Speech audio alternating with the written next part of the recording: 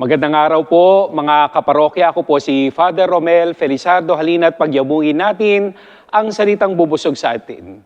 Halina tayo'y magminandal.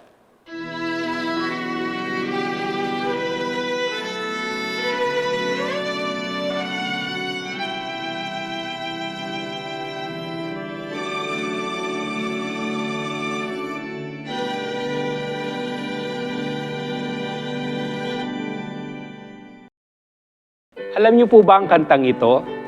Sabi ng kanta, kay raming winasak na tahanan, kay rami ng matang pinaluha, kay rami ng pusong sinugatan. At palagay ko, sabay-sabay tayo sasabihin natin, O tukso, layuan mo ako. Mga kapatid, marami sa atin ganito ang tingin sa tukso. Nang wawasak, nagpapaluha, nanunugat, nananakit. At tulad ng sa awit, nakikiusap din tayo sa tukso. Layuan mo kami. Narinig natin sa Ebanghelyo ngayon na si Jesus ay dinala ng Espiritu sa ilang upang tuksoin ng dyablo. Can you imagine? Ang Espiritu Santo mismo ang nagdala kay Jesus sa ilang upang doon siya ay lapitan ng tukso. Alam naman natin na walang masama na nanggagaling sa Espiritu. The mere fact na ang Espiritu Santo ang nagdala kay Jesus sa tukso, ibig sabihin there must be something good sa tukso. Mahalagang malaman natin kung paano ba ginagamit ang salitang tukso sa Biblia. At ayon kay William Barclay, isang kilalang theologian sa ating panahon, ang salitang tukso o temptation sa English or tempt ay galing sa Greek word na peirazein. Alam niyo po ba na kapag salitang Griego ang ating pagbabasihan, hindi naman talaga masamang salita ang tukso dahil ang ibig sabihin ng tukso sa salitang Griego ay to test o subukin. Ang ginto ay hindi nahuhukay na purong ginto agad. It has to be tested by fire. Sinabi nga ng Diyos sa pamagitan ni Propeta Zacarias, I will refine them as silver is refined, and I will try them as gold is tried. One has to be tested into the fire to bring out the best person in us. Kaya naman, ang isang tao na tinutukso ay dumadaan sa proseso upang siya ay maging puro. Ito ang naranasan ng ating Panginoong Hesus.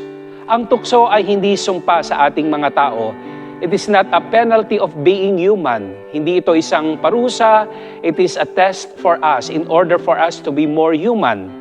Ito ang dahilan kung bakit hindi lumalayo ang tukso sa atin because the Spirit allows us to be tested. Hindi upang maging makasalanan tayo, kundi upang labanan natin ang kasalanan. Hindi nais na maging masama tayo, bagkus nais nito na maging mabuti tayo. Hindi rin to nais na maging mahina tayo, bagkus ang nais nito ay lalo pa tayong lumakas. Muli, ang isang taong nasa tukso ay sinusubok lamang upang maging puro, maging dalisay, maging malinis. Akmang-akma upang simulan natin ang panahong ito ng Kwaresma na hangarin natin na tayo'y maging puro, na tayo'y maging malinis at kaaya-aya sa paningin ng ating Diyos. Kaya wag nating sabihin sa tukso na layuan mo ako.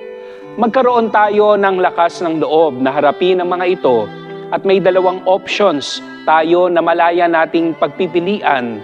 At sa huli, nasa atin ang pagpapasya kung ano ang ating pipiliin.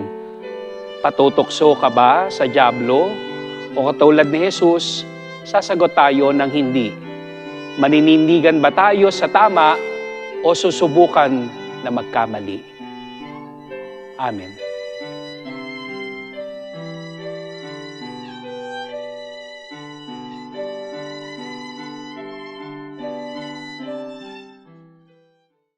Sana'y nabusog kayo sa ating inihandang minandal. Narinig na natin ang salita. Halina't ito'y ating isagawa.